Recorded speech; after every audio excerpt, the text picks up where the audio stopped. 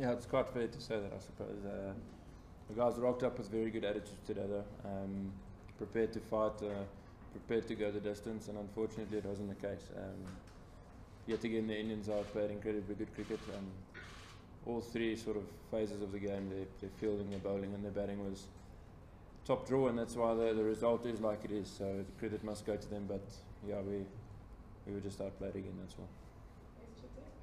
Aiden, obviously the captaincy came a little early for you in your career, but now looking back, obviously it was a great, you said it was a great honour for you. Now looking back, how tough was this first outing as a player, and how do you see yourself progressing? Yeah, look, it was obviously tough. It was always going to be tough as well. But having said that, it was something I was really looking forward to, and it was a challenge that I really enjoy. I can still say that sitting here having lost the series 5-1, it's a challenge that I still enjoy, and it's a responsibility that I also enjoy. So I learned a lot, and to learn a lot at this stage of my career is not also a bad thing. So going forward, I'm just going to try to take lessons that I did learn going forward to if I ever do captain again. But regardless of that, just the experience of it, dealing with other sorts of pressures, it's all good, and it all grows as a player, it grows me as a player. Aiden, after the last ODI, Otis had said that something seemed to be affecting your batting. You're not the Aiden Markram as a batsman that he saw in September, and that he was going to talk to you about it. First, has he spoken to you about it, and do you agree with that assessment? And if so, what was different? Yeah, look, he's got full right to say that just by watching the naked eye. Probably I wasn't playing the usual game I do play.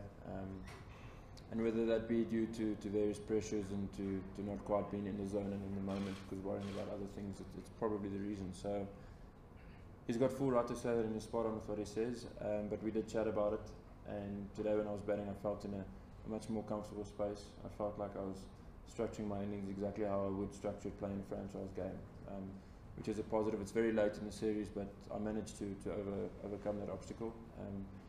So it's moving in the right direction, I suppose. Is it fair to say that it was because of, let's say, captaincy pressure that obstacle was there? Yeah, look, there's a lot of pressure. I mean, as an individual to do well, I set quite high standards for myself. And not having done well this series, there was that form of pressure as well. So it's various sorts of pressures that does that to a player. It's not just from captaincy. Captaincy is one of the pressures. But like I've mentioned, it's pressure I do enjoy. And I'd love to enjoy it more in the future. When Graham Smith became captain, he was just a little younger than you are now. It's well documented there is a lot of help from his senior players, the Collis, Pollock and Boucher. How much help do you have from your senior players with regards to captaincy, field settings, bowling changes, like De Villiers, like Amla, like Morkel, those guys? Plenty up, to be fair. Constantly checking in with them. I think they also respect and understand the space I'm in as a young captain. It's very nice to be able to fall on them whenever I feel the need to. So they've been a massive help off the field as well, dealing with the sorts of pressure that I've mentioned. They've been very good. So a lot of credit must go to them. I know it might not be reflected out on the field in terms of our performances, but in terms of getting me in a better and more calmer space, a lot of credit must go to the senior players. As a group, are you guys embarrassed by this? Because there's still some stages you were barely reduced to spectators with Kohli doing his thing. Yeah, look, embarrassed is quite a harsh word. Obviously, we went up to the standard that we like, and we are really disappointed as a squad. I wouldn't want to say we're embarrassed. We put a lot of hard work in behind the scenes, and we do give our absolute best in the field, and we fight for the player next to us, and that's a crucial thing. Results-wise, it could look embarrassing, so I understand the question, but I wouldn't say we're embarrassed. I just reckon we're more disappointed than anything else. I'm not sure how much say you have in selection in that, but if you could maybe just give us the thinking behind the batting's obviously been the problem the whole series, and then for this game it seemed that it was weakened even further by leaving out two of your most experienced guys in JP and David. Look, I mean, it's the rotation policy that we mentioned before the series started. Obviously, there's the bigger picture that everyone knows about, and obviously not being able to draw the series anymore, it was an opportunity to give guys a chance. Fajr Beardine is an incredibly good player. He's in great form at the moment, and he's been showing that for the Titan side. So that he completely deserves his opportunity. He got an exact same for Kai Zondo. So, I mean, yeah, we might have left out two of our senior players, but the two guys who got opportunities today really have been knocking the door down, and I'm glad to see they got the opportunity. Given the nature of how the series, the outcome now, just how much of a steps back is this as far as the bigger picture is concerned? I mean, have certain guys played themselves out of the one-day team? Look, it's quite a tough one. I haven't even thought about it from that sort of perspective just yet. Obviously, we probably have taken a step back, not necessarily a big step, but obviously results-wise and performances-wise, we haven't moved forward, have we? So, but having said that, I'd rather it have happened now than 2 or 3 months before the World Cup starts or during the World Cup. So there's lessons we can learn, but the most important thing now going forward is that we don't make these same mistakes again. I did feel during the series we made mistakes and from previous games in the games that came. So we didn't quite learn well from our lessons, and I think it's crucial now that we really dig into what went wrong and rectify it so it doesn't happen again in the future. Yes? Yeah, it seemed from the outside that your batsmen were rushing through. And was it that you weren't able to pace the innings throughout the series and you're getting a little bit too impatient with the bowling? Yeah, we haven't, as a batting unit, we haven't structured our innings well. Once Faf did it well in the first game, experienced captain, and showed his ability there as well. So, but since then we haven't structured an innings well as a batting unit at all. I do agree with you. It's a bit because of pressures to perform. It's to try to level the series. So various pressures could lead to that, like I've mentioned. And we need to.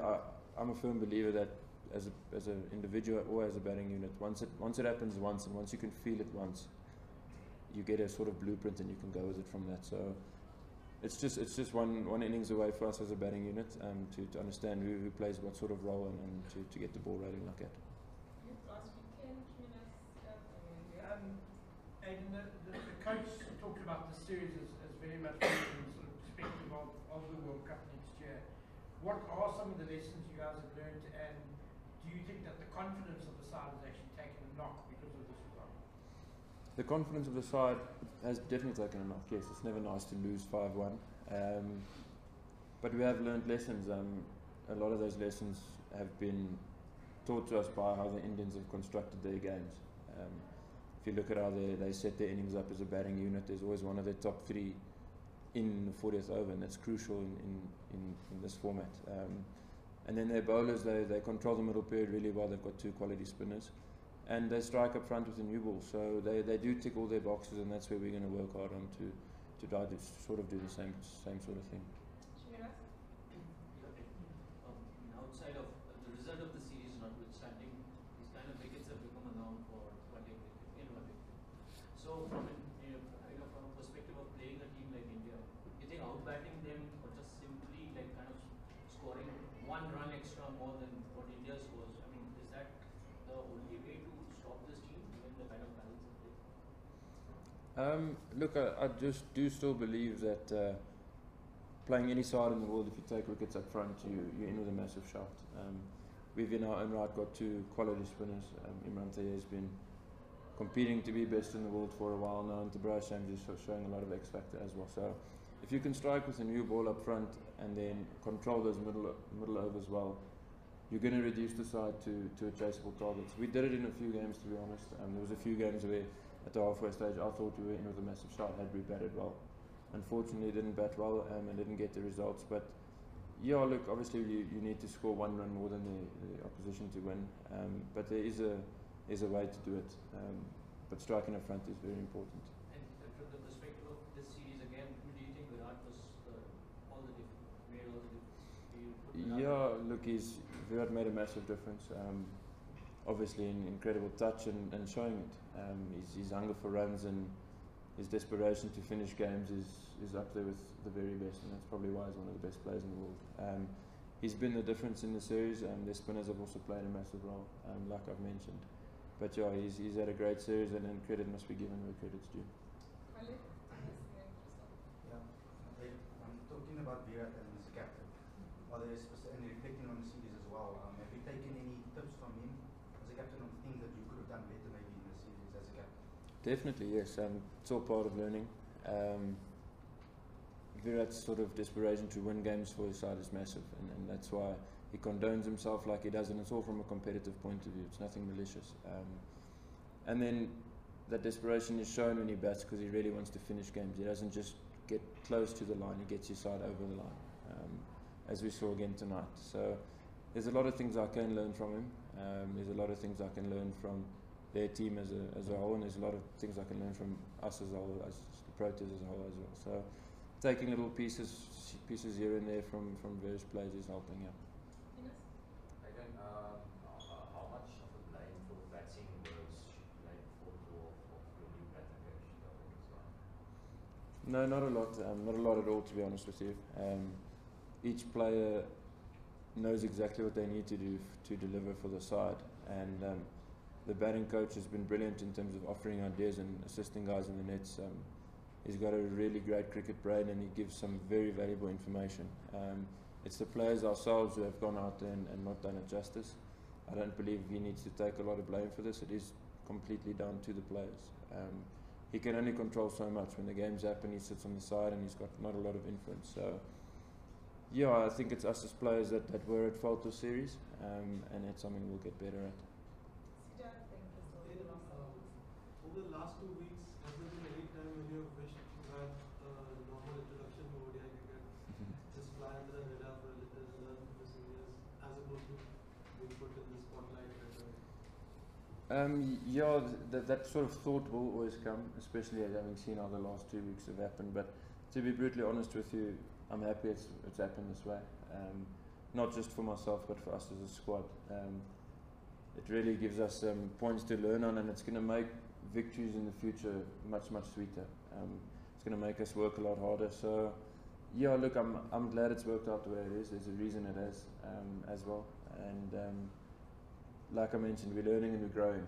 It's going to get to that stage where we really know our game as well as the side, and we know who needs to do what in terms of roles of the side. So it's going to be an exciting sort of 18 months coming up. The guys will be very angry. Personally, what's the one big lesson you've learned from those 2 weeks? That there's a massive difference that, well, as a player, you still need to look after your performance. As a captain, you can only control so much, but at the end of the day, I'm also a batsman and I also need to score runs. So when I get out into the middle, I need to be in that comfortable zone, be focused, and not let thoughts of captaincy be in my mind at that time. It's just like, you know, fans and media, they basically forget about ODI cricket for 5 months. How does it work as a player? How will you implement what you've learned from this when you're only playing Sri Lanka and July? It's a lot of sort of points that we're going to end up writing down as well, Crystal, because it is a long break.